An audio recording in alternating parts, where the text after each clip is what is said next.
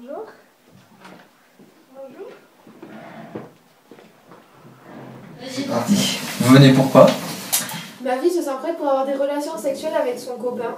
Elle se pose beaucoup de questions et j'ai pas trop les bons mots pour lui répondre. C'est pour ça que je me suis dit que c'était une bonne idée de venir vous voir. Oui, mademoiselle, je suis toute oui. J'aimerais connaître les différents moyens de contraception qu'il existe pour les jeunes filles comme moi. Tout d'abord, il y a la pilule contraceptive. C'est un comprimé à prendre tous les jours de 21 à 28 jours à une heure fixe selon le type de pilule. Alors, il existe de nombreuses sortes de pilules.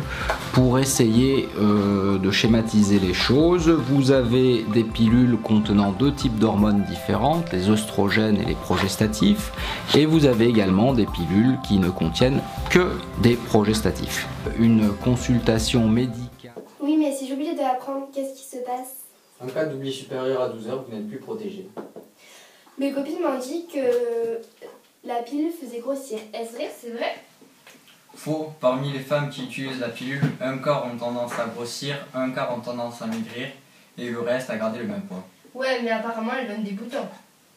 Faux. Elle est bien tolérée par le corps et certaines améliorent même l'acné.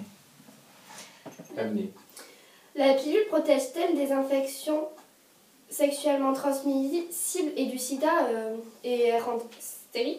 Faux. Seul le préservatif féminin et masculin protège des maladies sexuellement transmissibles comme le sida et elle ne rend pas stérile. Existe-t-il d'autres moyens? Le patch contraceptif est un timbre qui se colle sur la peau à renouveler une fois par semaine. On le met pendant 3 semaines et la 4e semaine on ne le met pas, ce qui provoque l'apparition des règles. Ce moyen de contraception est utilisé pour les femmes qui ont moins de 45 ans. Autre méthode de contraception hormonale dont vous avez certainement entendu parler, c'est ce qu'on appelle l'implant contraceptif. Alors, de quoi s'agit-il? Il s'agit d'un petit bâtonnet de la forme d'une allumette à peu près, en plastique, là aussi imbibé d'hormones, mais seulement de progestérone, pas d'œstrogène, qui va se mettre en sous-cutané, par définition, à la face interne. Mon copain m'a aussi parlé du préservatif féminin. Je n'ai jamais entendu parler de ça. C'est quoi et à quoi ça sert? T'as parlé de ça avec ton copain? Oh, c'est pas le moment, hein. Oui. Contraception intra-utérine, ce n'est qu'un seul dispositif, c'est le stérilet.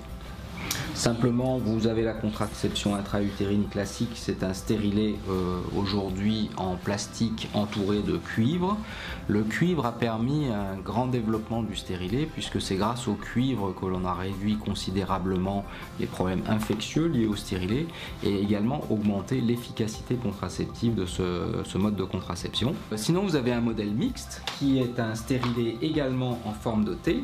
Sauf que au lieu d'être entouré d'un fil de cuivre ou d'une gaine en cuivre, en fait il y a un petit réservoir à l'intérieur dans lequel il y a de la progestérone, c'est-à-dire une hormone. C'est pour ça que c'est une contraception mixte à la fois intra-utérine et hormonale.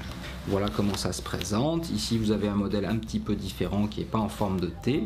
C'est un modèle avec du cuivre comme on a parlé tout à l'heure. En fait ici on introduit ce tube directement dans l'utérus et ensuite avec un petit poussoir derrière on va faire sortir le stérilet de son tube pour qu'il reste à l'intérieur de l'utérus. Je voudrais vous parler d'emblée de la contraception d'urgence pour essayer de l'exclure un petit peu du sujet. La contraception d'urgence, le plus souvent, c'est utiliser des hormones très rapidement après un rapport sexuel non protégé pour éviter la survenue d'une grossesse. Il faut savoir que ce n'est pas une contraception à proprement parler puisqu'elle n'est pas toujours d'une très grande efficacité, il y a pas mal d'échecs et surtout, elle n'est pas très acceptable parce qu'il y a aussi pas mal d'effets secondaires. À bientôt. Au revoir. Au revoir.